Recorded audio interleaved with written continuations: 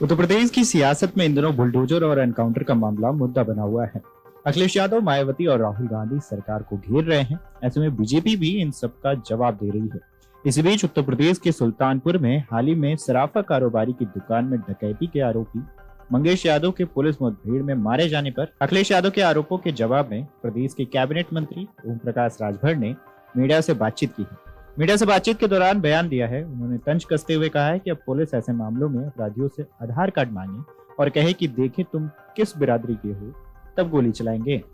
राजभर ने कहा है कि पुलिस अपनी रक्षा के लिए फूल बरसाएगी या गोली चलाएगी। उन्होंने कहा है कि जब कोई यादव मरता है तभी अखिलेश यादव की आवाज निकलती है, लेकिन जो 20% मुसलमान उनका वोट देता है वो मरता है, तब वो अखिलेश यादव चुप्पी क्यों साध लेते हैं। मीडिया से बातचीत में उन्होंने कहा है कि समाजवादी पार्टी कहती है मुसलमान कटे या मरे वो हमारा वोट बैंक है, उससे मतलब नहीं है। ओम प्रकाश राजभर ने कहा है कि वोट की सुरक्षा को लेकर जाति की राजनीति तेज हो गई है। उन्होंने कहा है कि संविधान और बुलडोजर न जाति पहचानता है और न ही धर्म। अखिलेश यादव ने सरकार बनने पर कहा था कि अम्बेडकर पार्क को शौचालय बना देंगे, लेकिन नहीं बना पाए क्योंकि ये झूठ बोलने वाले लोग हैं। वहीं योगी सरकार कानून के दायरे में काम करती है और बुलडोजर चलता रहेगा। वक्फ बोर्ड के कानून संशोधन में जिलाधिकारी को पावर दिया जाएगा। वहीं जौनपुर में पत्रकार के साथ मंत्री के दुर्व्यवहार पर ओम प्रकाश राजभर ने अपनी तरफ से माफी मांगी है। इस दौरान महाराष्ट्र में चुनाव को लेकर उन्होंने कहा है कि बीजेपी में अपनी बात रखेंगे, लेकिन अगर बात नहीं मानी गई तो सभी सीटों पर चुनाव लड़ेंगे। उत्तर प्रदेश के सुल्तानपुर में दिन दहाड़े डकैती की घटना को अंजाम देने वाले एक आरोपी को यूपी पुलिस की एसटीएफ ने एनकाउंटर में ढेर किया था। पुलिस के मुताबिक आरोपी मंगेश यादव को जब एसटीएफ ने घेरा तो उसने फायरिंग की। जवाबी कार्रवाई में मंगेश गंभीर रूप से जख्मी हुआ और बाद में अस्पताल में दम तोड़ दिया। जौनपुर के रहने वाले मंगेश यादव पर 1 लाख का इनाम था। 28 अगस्त को सुल्तानपुर के व्यस्त ठटेरी बाजार में एक सराफा कारोबारी की दुकान में डकैती हुई थी। 5 अपराधियों ने तमंचे लहराकर यहां 1 करोड़ 40 लाख की ज्वेलरी और कैश लूट लिए थे।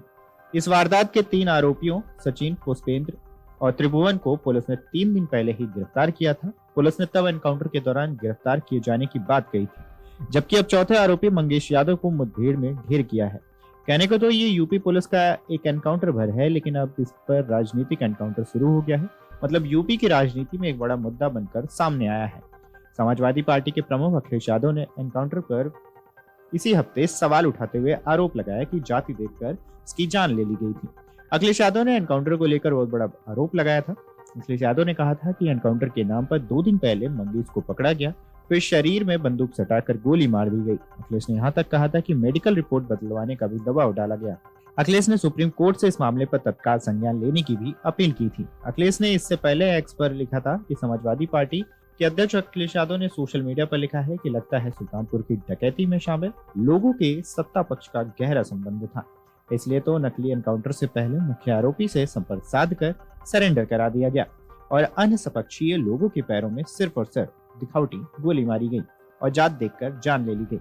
उन्होंने इसके आगे लिखा कि जब मुख्य आरोपी ने सरेंडर किया तो लूट का सारा माल भी पूरा वापस हो जाना चाहिए और सरकार को मुआवजा अलग से देना चाहिए, क्योंकि ऐसी घटनाओं का जो मानसिक आघात होता है उसे उबरने में बहुत समय लगता है, जिससे व्यापारी की हानि होती है, जिसकी क्षतिपूर्ति सरकार करे।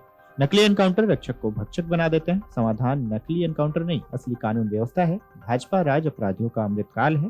जब तक जनता का जवाब और दबाव व आक्रोश चरम सीमा पर नहीं पहुंच जाता, तब तक लूट में हिस्सेदारी का काम चलता रहता है और जब लगता है कि जनता घेर लेगी तो नकली एनकाउंटर का ऊपरी मरहम लगाने का दिखावा होता है।